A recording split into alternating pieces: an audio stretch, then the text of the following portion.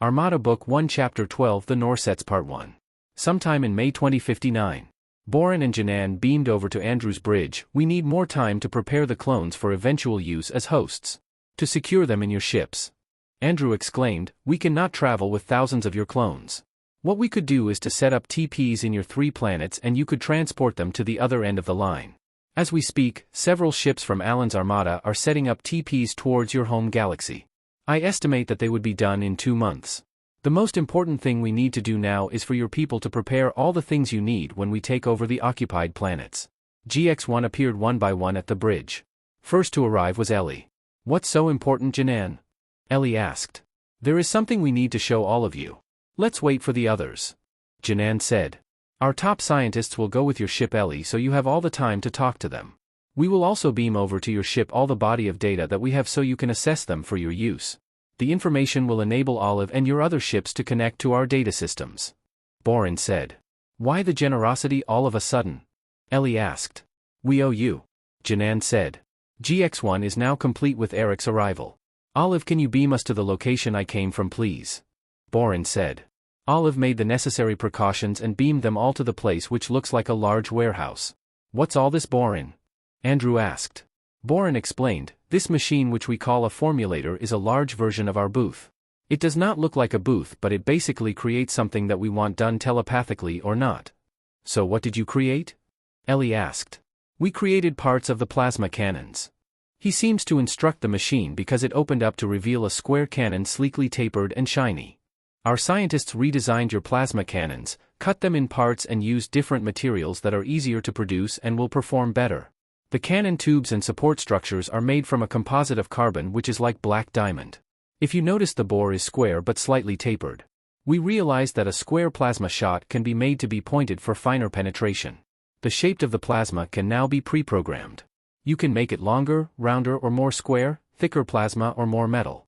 We incorporated a small transporter so that the shot is actually transported and assembled inside the bore itself and then launched electronically like a large laser. We redesigned the inside bore so that the projectile is launched faster and accuracy is better. The best part of the whole exercise is that we can manufacture the parts like we turn out apples in our booths. One future improvement would be the manufacture of metallic hydrogen capsules for the plasma shots. Boren explained. Where do you get your raw materials for those booths? Ellie asked. From the ground or anywhere. For us, chemicals, or matter, can be redesigned. If there is carbon in the ground, we can make black diamond. If not, we just make carbon from the other materials, some more difficult than others. You could say these booths are automated labs that create matter. How many can you produce in a day? Andrew asked. 280 cannons per day. We can double this in a month's time. We also have facilities that can manufacture your small arms extremely fast. Janan said. That's a lot. Andrew said, impressed. How many planets do you have in your home galaxies? Roger asked. 228 planets in 5 galaxies, less the 12 planets that the Morts captured. You probably need 24,000 cannons. You need to start right away. Roger said. We need to be able to transport those cannons through the hop lines and get them closest to their planets as possible, then use hop ships to transport them to their final users. Eric said. We need to see how these TPs and hops work. Boren said. We can have our people accompany your people through the hops immediately. Ellie said. Olive, can you send word to the Max to send a TP team down here and set up industrial TPs in the 3 planets? Andrew said. Olive appeared. Yes, Andrew. What else can you do? Ellie asked. That's it for now. We will be beaming in several of the medium-size formulators in Ellie's and Andrew's ships so you can manufacture whatever you like. The machines must connect to your ships so you can instruct it like you instruct Olive. We will also send booths in all the ships for you to play around with and for our people in your ships to use. Janan said. Andrew, it seems we may have to bring twice the number you were expecting. Boren said. Andrew looked surprised. May I ask why? Anger, I guess. Our people are angry and they feel stupid. They have not felt like this for a long time. When they heard that 7 more planets were taken over, they want to go back and do whatever they can. And they feel that the best way would be to help you and your people. I have chosen only the best that we can use in the future tasks. If that is okay with you. Okay. Andrew said. Thank you. Boren nodded. May we invite you all for some refreshments? Janan said. After some food and drinks, the team went back to their ships and monitored loading of Norsets, materials and equipment. The next day, the industrial TPs have been installed. Eric reported to Andrew that the Norsets have looked at the TPs and hops. They designed floating equipment holders or pallets that can carry and move equipment and materials from the incoming TP to the outgoing TP effortlessly and safely. They also designed special pallets for handling their clone tanks. In 4 days they left the planets for planet Los Angeles. After more than 15 days they reached the planet. They saw more than 100 Inky and Max ships near the planet, bringing their total ships to 165. Gantley appeared in Andrew's ship.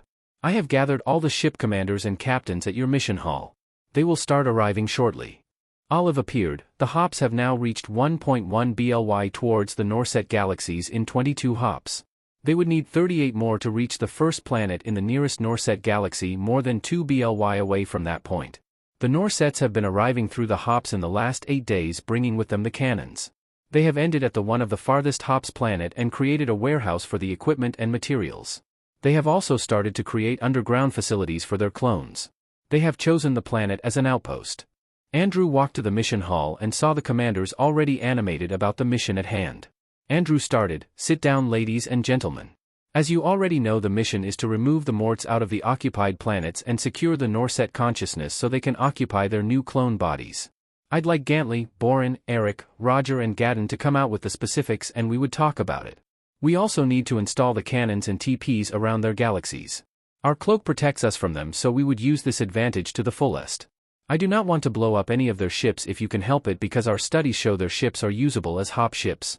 The ground cleanup operations may prove tricky since we may have to decloak, and this would involve firefights with the Morts. We should expect very stiff resistance from the occupiers." Ellie walked beside Andrew. "On the way here, with the help of the Norsets, we manufactured several portable ship cloaking devices from our earlier industrial models for the captured ships. We would probably be able to produce 160 cloaking devices by the time we arrive at the target location. All the cannons that were produced have all been loaded in the ships. All the sabers have deployed in various ships. They are ready to leave on your order, Andrew. The scout ships we sent will reach the target area in 2 days." Gantley said. "A Marine and Army contingent numbering more than 100,000 are now deployed inside the ships." Gadden said. "We will leave tomorrow." "Dismissed," Andrew said. Andrew went down to the planet and saw Vicky in their house with Tim and Elaine. They were discussing the sudden increase of enrollment at the university. Vicky saw Andrew and ran to embrace him. She held his hands and led him to where Tim and Elaine were sitting. "Hi buddy, seems like a lot of ships out there." Tim greeted. "We will be leaving tomorrow for a galaxy 3 BLY from here to help an advanced alien species called Norsets." Andrew told them the story of the Norsets and how they destroyed over 100 ships of the Norset enemies called Morts. He told them about their advanced technologies and clones. He told them that they can create a different matter out of another basic matter. Vicky was fascinated. "You mean to say they can transfer their consciousness to another clone and live indefinitely? Not only that, their consciousness can be trapped in a device and stored there until it can be transferred to a living clone. And they can produce something from anything?" Tim asked. "Well yes, but some harder than others. Olive, can you beam down a Norset booth please?" A booth appeared near them. "And go on Vicky, it will scan you and produce for you a food that will suit your present physical state." Andrew prodded her. She went inside and in less than a minute the scan was complete. In another minute, a sort of a yellow-orange oblong fruit shaped like an apple and a red round fruit shaped like a small apple appeared in a box. She reached for the 2 items and took a bite. "This is a cross between chocolate and banana. It tastes really good. Reminds me of a favorite ice cream combination with chocolate chips and marshmallows." She took another bite, at the other fruit. "This one tastes terrible, like baby food. I guess the machine saw 2 persons inside," Andrew said. Tim and Elaine tried the machine themselves and had different fruits. Both were good tasting and seem really refreshing. "When we first scanned them, the planet was barren and we saw that they are not eating a lot. When they showed this to me I was amazed. They do not eat a lot because these machines take care of their personal nutrition. If you feel a little sick, it will create a medicinal fruit for you," Andrew explained. "It's useful if you're on the go. But we like to enjoy our food, so this booth does not make much sense," Tim noted. "That's what the crew said. They used it at the start because it's a novelty, but they still love the suckling pigs, bacon, steaks, ice creams and so on. It's so fascinating. Imagine this booth will solve hunger on Earth. If you have 3 of these in schools, the kids will have better nutrition," Vicky said. Tim countered, "It will also cause people to lose their jobs. Imagine no more cooks, no more truck drivers and no more recipes. No more French cooking. Vicky gave Andrew a glass of wine. So how's your new ship treating you? Andrew asked. Elaine answered, Brad is so handsome like my Tom. My Tom? Tim asked. Brad is not that handsome. Just good enough. Andrew said. The ship is different now. A lot of the scientists prefer working in space than on this planet. I really don't know why. Vicky said. It should feel like you're almost traveling or about to. They want to travel basically. So how's school, Elaine? Andrew asked. We were just discussing the large increase of enrollees for Starship officers. Your general friend Rogan is really good at his job. He turned enrollment around and the quality kept improving. Now Danny is expanding the university further in by adding 2 more large buildings. Elaine said. That's good. Andrew said. Ellie appeared and, Hi Mom, Dad. She went for Elaine for a hug and kiss, then Tim. Honey, I have your favorite in the oven. It will be ready in 2 hours. Elaine said. Great Mom. Hey, you have the booth over here. Ellie exclaimed. She walked in and after a few minutes walked out with a red fruit that looks like an orange. You know, the scientists actually like this booth. They are so engrossed in their work most of the time that they realized they can save on eating time if we have booths in the labs. Ellie said. So Peach, how are your new Norset scientists? Tim asked. Ellie smiled, they are so smart. Smarter than the Inkeys or the Macs. It's like they exist for acquiring knowledge. They like to research, to study, to observe and even spy so they can acquire knowledge. And the best this is that they are giving it all to us. And they have an inborn fascination with ice cream. It's not like we have a shortage of things to study. But that's great, the more the merrier. Vicky said. Well, the Norsets are now focused on creating weapons so we can expect faster development along this body of knowledge. Ellie said. So Elaine, when are you going to bring in your relatives to the planet? It's just so strange that you prefer to go to Earth to be with them. Vicky prodded. I think it would be better to just bring them over. Ellie said. She likes the secrecy. And the fact that she has to go to Earth a lot of times a month. Tim said. 4 or 5 times is not a lot, Tim. Elaine countered. As dusk settled in, they were visited by Danny and Julia with their daughter Ari and Ari's friend Debbie. Tim and Andrew were busy with the barbecue when they arrived. Ellie, Elaine and Vicky set up a table outside the house. Julia brought several bottles of wine from Earth while Danny brought homemade beer. They all enjoyed a steak dinner except for Ellie, who ate her suckling pig. Danny commented, I like this new lifestyle. It's like being in rural America where there are no crowds and land areas are large. Not much pressure like in a rat race. Your patience should show in your beer. Have you tried the new yeast I got from Earth, Danny? Tim asked. Not yet, I want to use them for my wit beer batch. I think they would complement the orange peel taste. Suddenly we have 2 beer brewers and drinking aficionados. Julia said. Ari commented, I like Dad's beer, they're balanced and tasty. Uncle Tim's IPA is also good but a bit hoppy. Debbie nodded and gave the thumbs up. Let me have one of those. He reached out for a bottle and opened it. This is really good. I can get used to this. Thanks, Andrew. I have a lot more in the house if you like to bring some with you to your ship. I like eating out like this. It's much more relaxing. Julia said. It's like all the troubles in the world have suddenly disappeared. Andrew added. Julia nodded, exactly, all the troubles in the world. Danny sat closer to her and gave her a kiss on the cheek. See, Danny knows exactly what to do. Julia said and kissed him back. Here, have some salad. Londi bought a cheesecake from your favorite corner store, Julia. But that's for later. Elaine said. Andrew commented, I really could get used to this. Quiet dinner under the stars. It's not like you don't see them every day and night. Vicky said. Well, it's probably not the stars, but being here with you and our friends. Andrew added. Well said, my friend. Tim said. Ellie sat nearer her dad and hugged his right arm. They all had a fine and lively dinner. After several hours they finished all the beer and wines. It was very late when the guests left Vicky's house, but nobody seemed to have kept track of time. The next day at Andrew's ship, Olive announced, all the ships are ready to go on your order, Andrew. Andrew was sitting on his chair and looking at all the floating screens. Okay, let's go. Olive moved the ship slowly towards the coordinates and started slow. All the ships started slow and maintained a spear formation with Andrew at the point. It would be a 16-day trip at normal high speed. Midway, Olive received word from Axel's scout ships and they reported that there are now 15 planets occupied by the Morts. There are at least 482 ships in the 15 planets with almost 1 million Morts in the ships.